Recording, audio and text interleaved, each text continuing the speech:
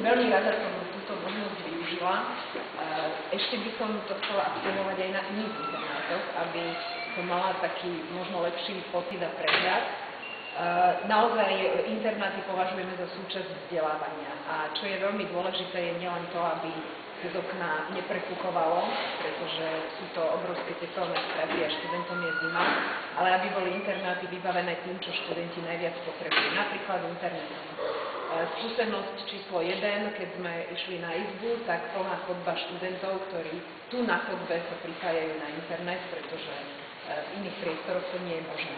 Čiže myslím si, že tu výrazne zaostávame nad tým, že internát má byť súčasťou vzdelávania a študenti tu majú mať možnosť, aby mohli normálne pracovať, pretože pripojenie na internet je dnes už absolútna nevyhnutnosť pre študenta. Čiže naozaj študenti potrebujú, aby nemali hmyz a plesne na izbách, ale potrebujú aj internet. Na tomto príklade vidíme, ako sme veľmi zaostali vo vybavení internátov a bola by som veľmi rada, keby sa aj ubytovanie študentov chápalo ako súčasť vzdelávania. Nech sa páči. Ako ste zacítili, bola vám zima? Toto sú zase bola vždy najnovšie internáty. Áno. Tento internát nie je v najnovšom stave. Musím povedať, že naozaj nie.